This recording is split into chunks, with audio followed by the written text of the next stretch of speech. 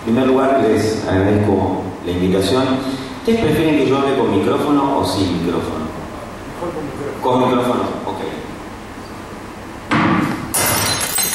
Sin boca. Eso, buena suerte. Bueno, son gajes del oficio.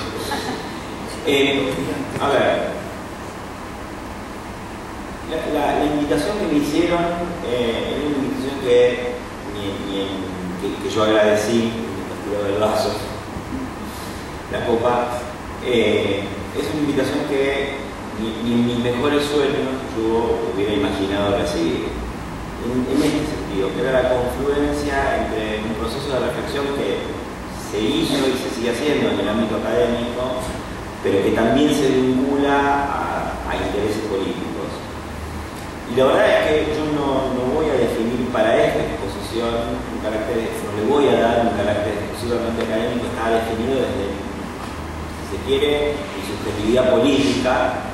Eso no me va a mí a restar fuerzas para encarar ciertos desafíos y poder decir ciertas cosas que desde el punto de vista político que yo sostengo me parecen dolorosas, ¿no? Y efectivamente, como decía Guillermo, hay veces que las ciencias sociales se quedaron sin cosas para decir y hay veces que las ciencias sociales están diciendo o dijeron cosas que los militantes políticos y quienes tienen ciertos intereses políticos deberían tener muy en cuenta. Y yo me voy a tratar de ocupar un poco de eso, de poner en la mesa de discusión algunas ideas que yo creo que los proyectos políticos deberían tener en cuenta y que son algunas ideas a propósito de la situación de los sectores populares.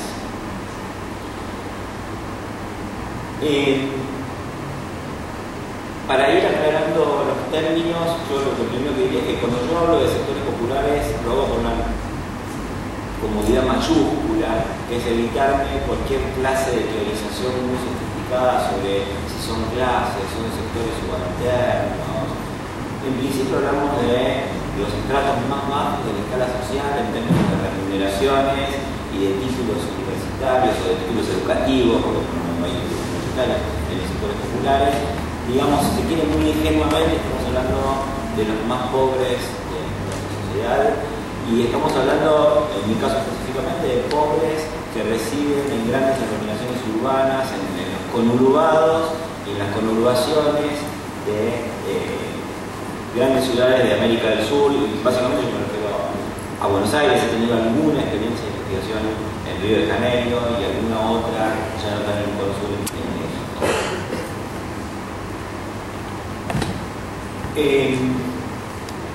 ¿Cuáles son las ideas que yo quiero exponerles a propósito de los sectores populares que me parece que son importantes para tener en cuenta en los procesos políticos actuales? La primera idea que voy a referir muy brevemente es la de lo que voy a llamar la brecha constitutiva de los sectores populares actualmente. La segunda idea tiene que ver con una idea muy vieja de la tradición antropológica, pero que tiene que ver con una noción que yo no voy a elaborar de forma sofisticadísimamente académica, que es la noción del relativismo. Quiero referirme en tercer lugar a las experiencias políticas en los sectores populares. Quiero referirme en cuarto lugar a las experiencias musicales en los sectores populares, muy brevemente en cada caso, porque si no serían años de estar hablando y ustedes no me aguantarían. Y en último lugar quiero referirme a la situación de los intelectuales respecto de las clases populares para ir terminando. En lo primero, yo la verdad que nunca en mi vida expuse este tipo de datos, pero me imaginaba la situación y dije, este tipo de datos tiene que ser expuesto. Y es algunos datos sociodemográficos de la Argentina contemporánea para poder entender la situación de los sectores populares.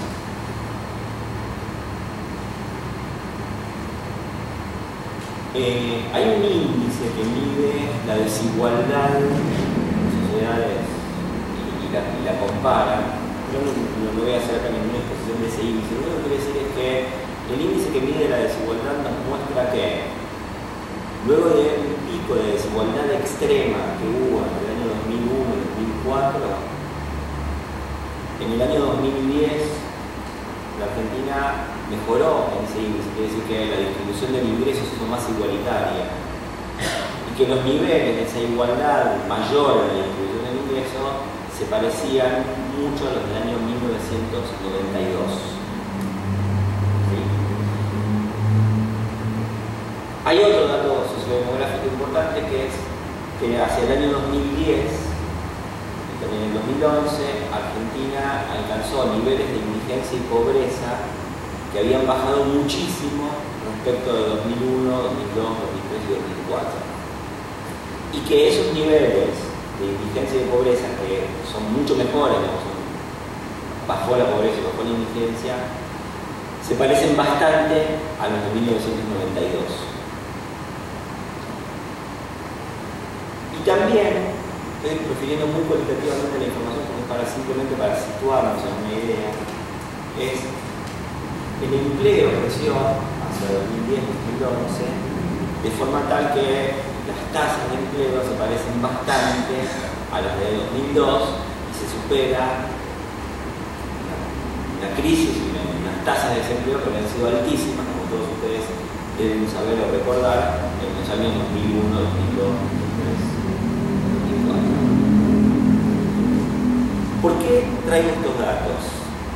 La primera razón es que, digamos, todo lo que nos recuperamos, que es muchísimo, nos llega para estar más o menos igual que en 1992, que si ustedes se acuerdan, son 3 años después de la hiperinflación del 89. Más aún, hay una investigadora y una socióloga llamada Mariana González que compara estas series con las de los años 50 y 60 y lo que muestra es, sí, es cierto, estamos ahora muchísimo mejor que en el 2002, casi como en el 92, pero estamos muy por debajo de lo que éramos en los años 50 y en los años 60. Yo, a ver, creo que no hay un gobierno que en Argentina haya hecho más por resolver este tipo de situaciones que el gobierno que puede que usted no está de acuerdo, digamos, mi creencia personal. Que haya hecho más por resolver situaciones de pobreza que hizo este gobierno. Y sin embargo, los niveles de pobreza que tenemos son altísimos. No digo que sea culpa del gobierno, sino, quiero decir, la configuración social en la que existen los sectores populares en la Argentina contemporánea es una configuración social que incluye niveles de pobreza muchísimo más altos que los que estuvieron acostumbrados a soportar mi papá, mi abuelo. Yo tengo 48 años. No sé, ubíquense más o menos en el tiempo más. Quiero decir, para las personas que nacieron en los años 60, 50, 40, los niveles de desigualdad que vivimos y de exclusión que vivimos son grandes. Pero para quienes nacieron después de estos años, ese proceso en parte se está revirtiendo dentro de una sociedad que básicamente es distinta. Y dentro de esa distinción, de diferencia que cabe la sociedad argentina de los últimos 40 años respecto de la de los años 50, 60, está el hecho de que los sectores populares viven en buena parte, sobre todo en las zonas conurbadas, en condiciones de segregación espacial bastante alta, de una lejanía muy grande. Y eso es lo que en una conversación que teníamos antes de esta charla con Eva, se condensa en la siguiente percepción. Nosotros estamos tan lejos de la experiencia de los sujetos, de una parte de los sectores populares, que no sabemos ni siquiera lo que piensan. Y no sabemos si nos permitimos ignorar que detrás de esa brecha social, de la que se ha visto, social que se abrió, hay otro punto de vista. Y nosotros en realidad lo que hacemos también es proyectar nuestras ideas sobre lo que son, deberían ser, o lo mal que hacen, o lo bien que hacen sus intervenciones sociales, los sujetos de los sectores populares.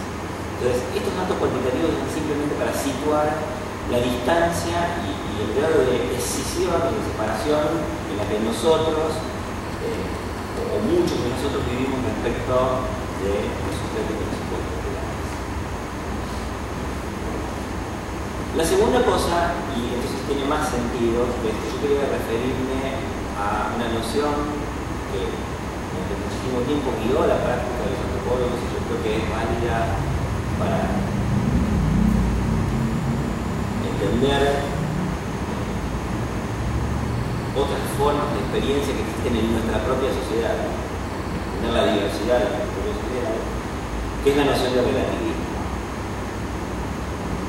Y voy a empezar con un ejemplo que no tiene nada que ver con los temas de la experiencia de los sectores populares, pero es: si yo voy a la luna y me pongo a describir la luna y digo que para decir cómo es la luna, imagínense yo que les voy contando, bueno, y acá no hay un cine, y acá no hay un micrófono, y acá en la luna no hay computadoras. El problema que tendría esa descripción desde el punto de vista lógico es que es una descripción por la negativa y está proyectando sobre la experiencia de la luna en realidad lo que es propio de alguien que conoce el planeta Tierra en el siglo XX.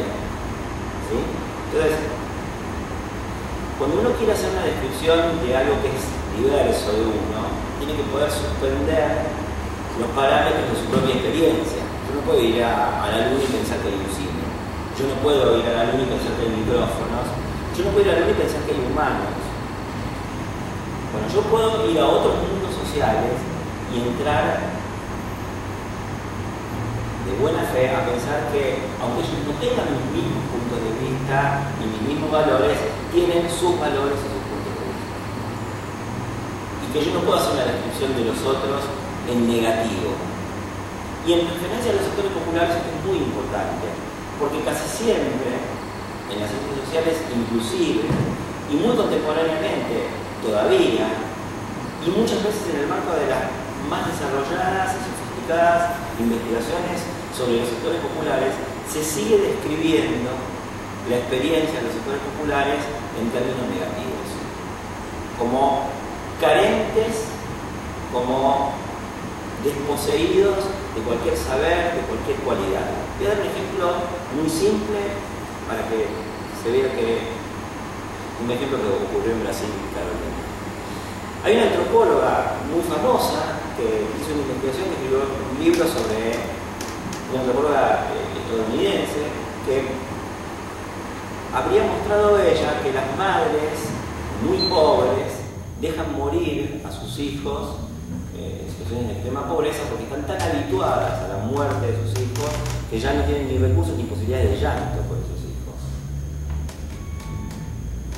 Frente a esa percepción, sus propias alumnas y buena parte de la bibliografía mostraba que no era que las personas no hacían nada, ni que no podían llorar, ni que no sufrían la muerte de los hijos, sino que desarrollaban alguna actividad, solamente que esa antropóloga no había tenido la capacidad de describir en positivo y solo describía en negativo la actividad de esas madres. ¿Qué hacían esas madres?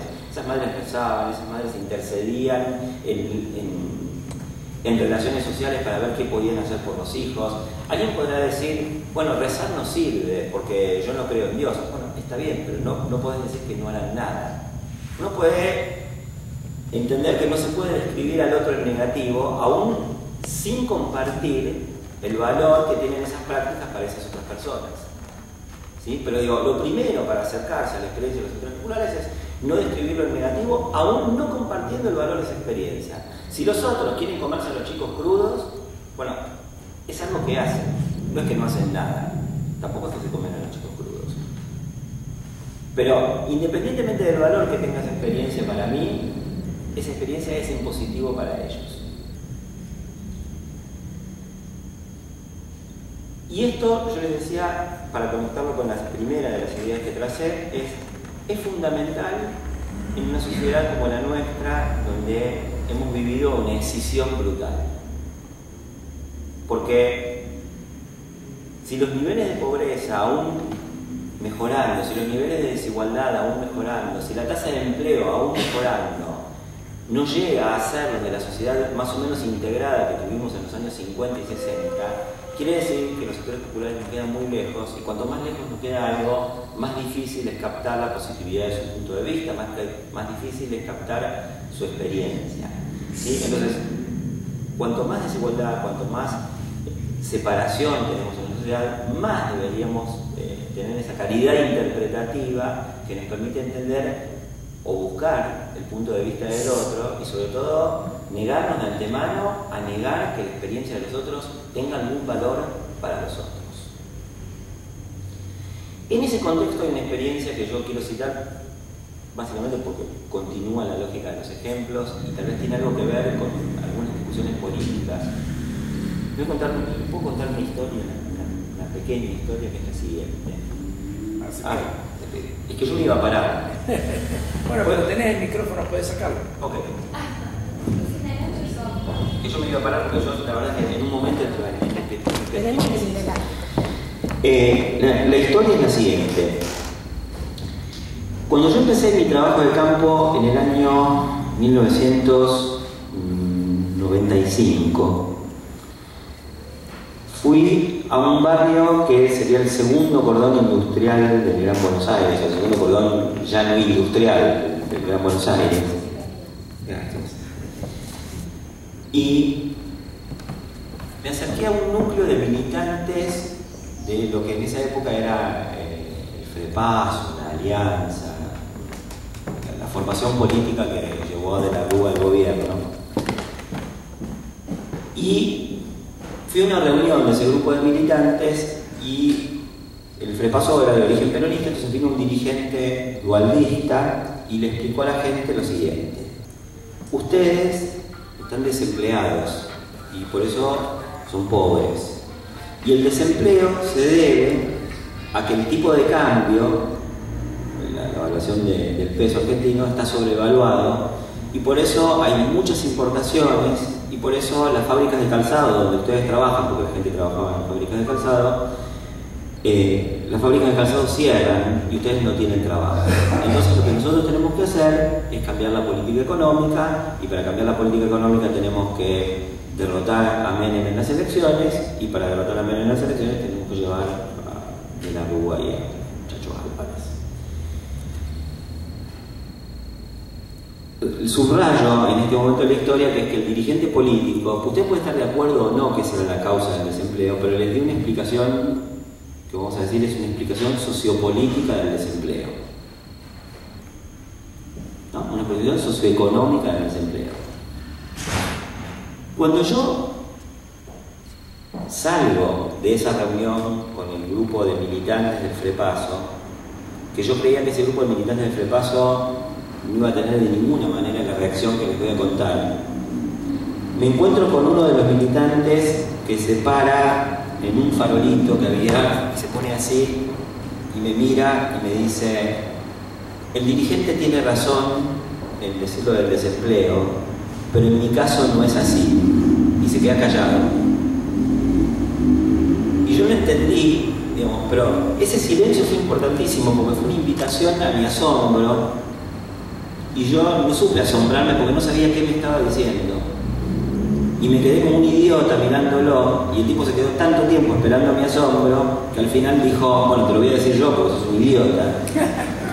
Dice: no es así, porque te voy a contar. Yo fui a presentar mi currículum a Coto, que era un supermercado, para ser repositor y fuimos con un amigo y a él le salió el trabajo y a mí no. ¿Cómo te explicas eso? Y de nuevo hizo el silencio, me llamó al asombro y yo seguía sin entender porque yo en mi cabeza le iba a decir más o menos con las cifras esas que les dije: bueno, el desempleo es estadístico, te podía tocar a vos tocar, si hay 10% de desempleo, vos tenías un 10% de posibilidades de quedar sin trabajo.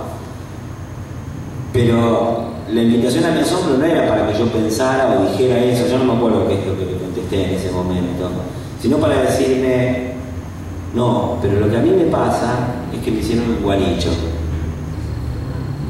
Yo me quedo pensando y digo: ¿y por qué fue eso? Y entonces me cuenta una historia que dice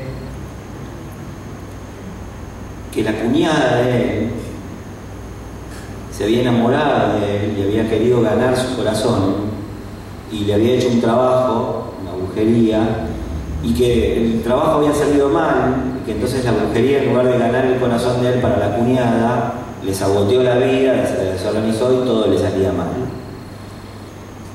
Fíjense ustedes que si en un primer momento de esa historia que yo les acabo de contar, el dirigente político hablaba de causas socioeconómicas del desempleo, mi amigo y informante en ese momento, él entendía que las causas del desempleo eran muy otras. Eran un gualicho, eran una enfermedad personal. Pero claro, yo no contento con no responder a las invitaciones al asombro que él me hacía, me di el lujo de hacer interpretaciones psicoanalíticas. Y entonces, lo que yo pensaba era, claro, este pibe